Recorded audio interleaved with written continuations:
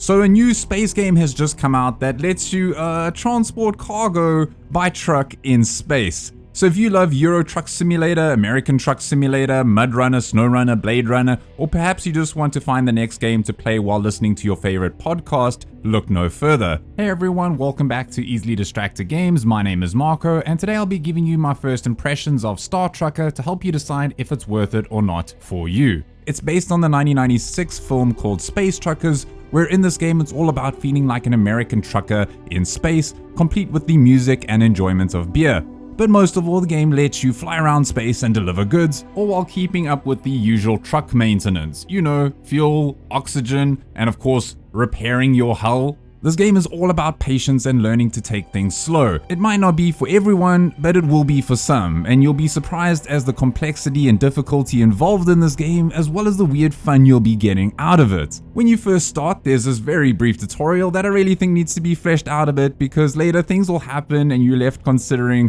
what just happened and why am I dead. It all seems simple at first, delivering goods from point A to point B. However, this is space we're talking about here, and Star Trucker takes a more hardcore route. From climbing outside your rig to fix breaches in your hull, to making sure your cargo doesn't have the slightest scratch, even though you're basically transporting scrap metal most of the time. I mean, I even got tickets for poor driving etiquette. Where are we? In Norway? So what do you do in the game? Well, it's pretty simple really. You take cargo from one point in the solar system to another. The more you progress, the further you'll be delivering things, or the more complex the cargo will get.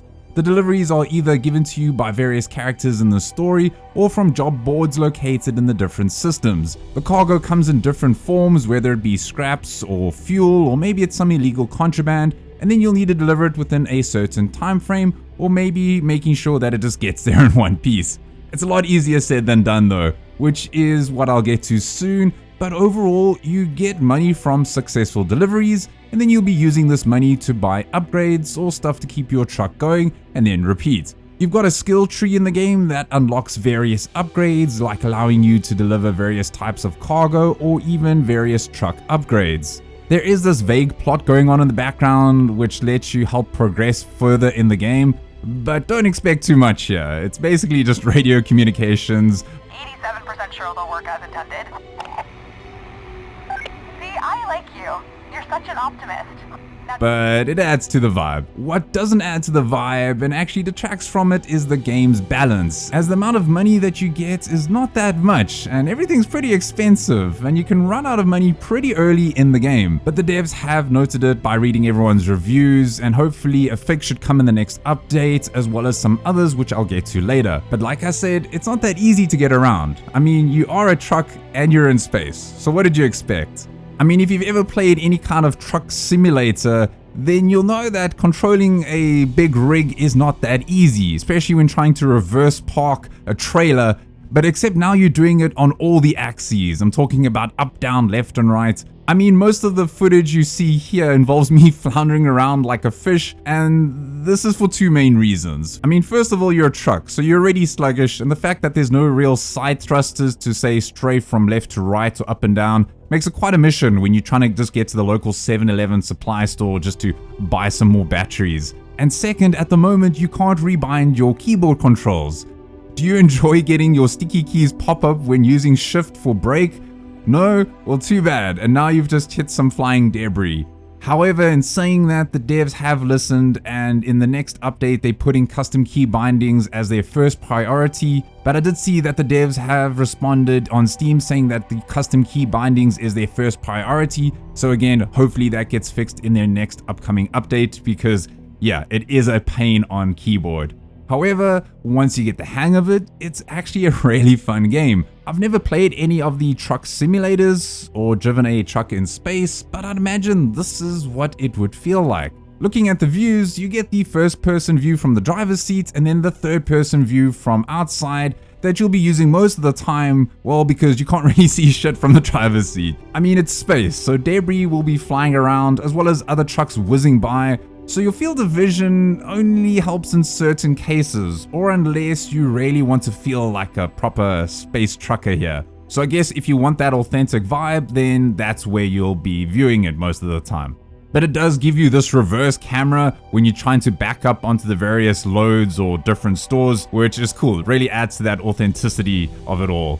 And speaking of authenticity, I just love the setting of this game. Is it filled with flying cars and various life forms? Not really, but it sure looks really good. From the insane star systems in the background all the way to the current day highway-like infrastructure that I never seem to use properly, it all just feels really unique in a game like this. I also just really enjoyed going to the different systems, and each of them feel quite unique in their own way. I mean, you got Atlas Prime in the beginning that's all like bright and colorful, but then you get the other ones that are kind of dark and gloomy and kind of spooky in a way. I love all the random space debris flying around, and my gosh, even the wormhole-like hyperspace transport gates, when you get it right and all systems are go and you pull down the Star Wars-like lever at the top to go into hyperspace, man, it is so satisfying.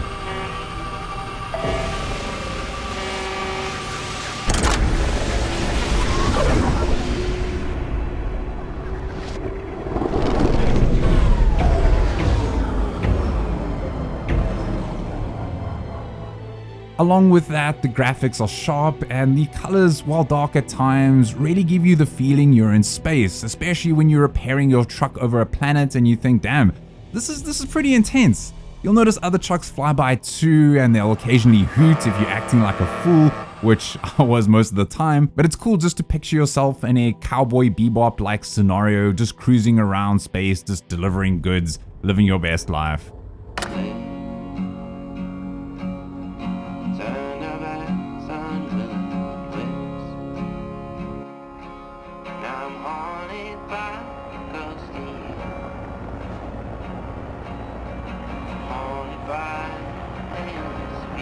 This combined with the Route 66 radio station with its few licensed songs really puts you in the truck driver zone, if there is such a thing.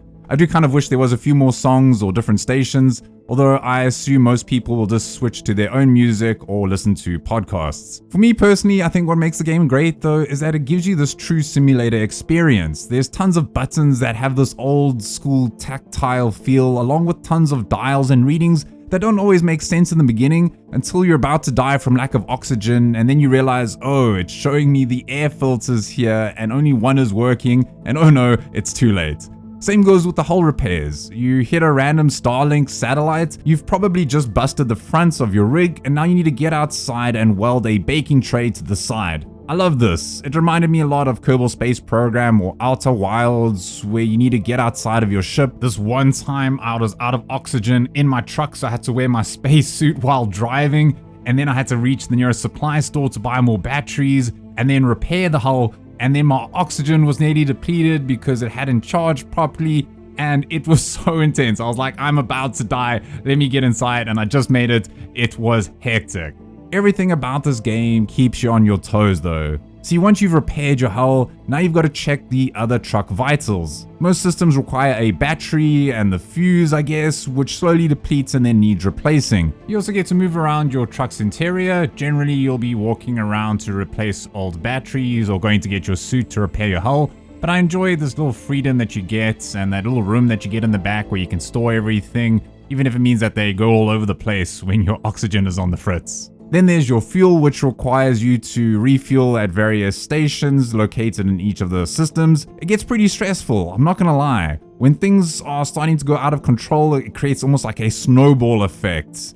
And I just try to ignore all these warnings, but yeah, dying in this game is not fun and is not recommended. Like I said, the game isn't easy, so you can run out of oxygen pretty easily, and then you need to go back to your nearest checkpoint, I think, and then you'll lose any cargo that you had on you, plus a $4,500 fine, which can then put you in debt to the bank, which then needs to get repaid, otherwise they'll seize your truck. Now, if you're still learning the ropes and getting used to everything, this is a major bummer. You can't exactly make money quickly in this game, so you really need to plan everything almost down to a T to prevent any loss in time and money. But like I said, it's all about the balance in the game, which should hopefully be worked out soon.